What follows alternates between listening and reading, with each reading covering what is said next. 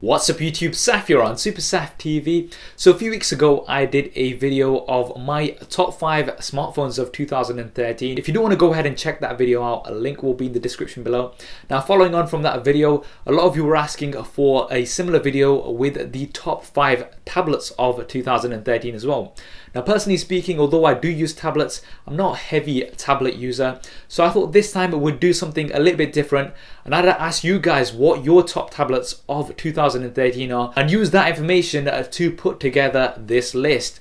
So what I did yesterday is on Facebook, Twitter, Google Plus and Instagram, I posted out the question, what is your top tablet of 2013? And I've gathered all the votes from all the social media channels to bring this video. And if you aren't following me on all those social media channels, then be sure to go ahead and check those out. Links will be in the description below so you can be involved in more of these votes. And this way, there's no complaints because this is voted for by the audience. This is not my personal preference here. And the fanboys won't be getting too upset that their device may or may not be in this list, hopefully. So without any further ado, do hit that thumbs up button and let's get straight to it. Coming in at number 5 with 6% of your votes is the iPad mini with Retina display, the iPad mini 2. Now this continues on from the success of the iPad mini 1 and to a certain extent includes lots of the things that were missing with the original iPad. The most important of which is that Retina display. The iPad mini 1, the biggest disappointment was the fact that it didn't have a high pixel density display. And now you've got the A7 64-bit chip which make this a very fast and smooth tablet. I think one of the reasons why this isn't high in the list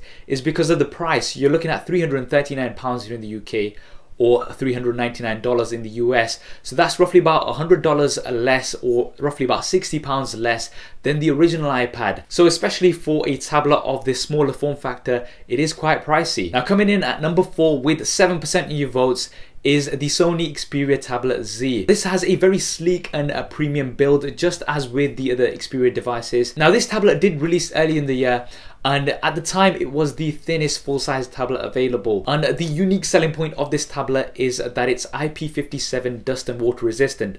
So unlike any of the other tablets on this list, you can take the Xperia Tablet Z into the shower with you if that's what you'd like to do. Coming in at number 3 with 8% of your votes is the LG G Pad 8.3. Now this was a very popular choice for a lot of you out there. I think it comes down to the screen size. It's at a sweet spot. If you think the 7-inch tablets are a little bit too small and the 10-inch tablets are a little bit too big, this is a nice sweet spot with the 8.3-inch screen. And with the aluminium brushed back finish, it does make it feel really premium. You've got an IR blaster as well as expandable storage, and now you've also got a Google Play edition which appeals to a lot of people out there. Now we've got a tie at number 2, so we've got a joint number 2 place here. Firstly, with 13% of the votes is the Samsung Galaxy Note 10.1, which is the 2014 edition. Now Samsung, as with lots of their other devices, have absolutely packed this with specs and features. You've got a very high pixel density, 299 ppi. Got a Snapdragon 800 processor, 3GB of RAM, and you've also got expandable storage, something that not too many other devices offer these days. That along with the S Pen feature, as well as some of the most advanced multitasking features, makes this a great choice. Now also coming in at number 2 with 13% of your votes is the iPad Air. Now the original iPad pretty much popularized and created the tablet market, and the iPad line is still the most dominant in terms of tablet sales. And the iPad Air continues on from that success, making things a lot more compact, so it's the lightest full-size tablet out there at the moment. And once again, with that A7 64-bit chip and the largest range of optimized apps for any tablet, this still is one of the most comfortable options for most users. Could it have had Touch ID? Yes, I think it could have, but I think Apple wanted to keep this just for the iPhone 5S, at least for this year, to make it a little bit more unique. And the best tablet of 2013 as voted for by the viewers with a whopping 54% of your votes is the Google Nexus 7 2013 edition. Personally, this is also my favorite. Now last year the Google Nexus 7 was introduced and it was the first tablet that I actually reviewed on the channel, and it sent shockwaves in the tablet market by offering a very high spec tablet at an extremely low price.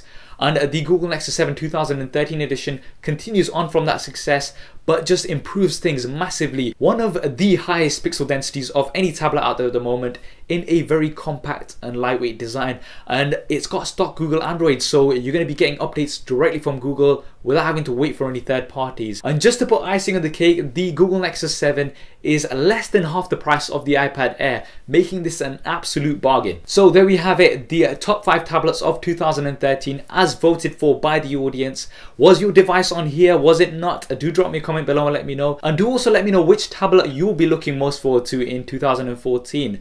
As I mentioned, if you do want to get involved in more of these votes and polls for these videos, then be sure to follow me on Facebook, Twitter, Google Plus and Instagram. All of the links will be in the description below.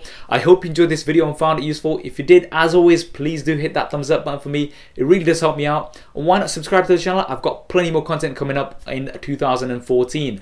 Thanks for watching. This is Saf on Super Saf TV. And I'll see you next time. If you want to see more regular videos like this one, then be sure to hit the subscribe button, which will be below. If you're on a mobile device, it may be somewhere else. If you want to see my previous related video, then hit the link right here.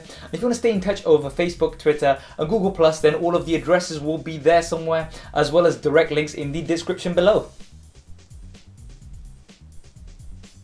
Okay, if you're still watching, then that means you've not done one of those things, so you know. Yeah. Anyway, I'm just gonna go downstairs. See. Okay. There isn't really a downstairs. Anyway, so yeah.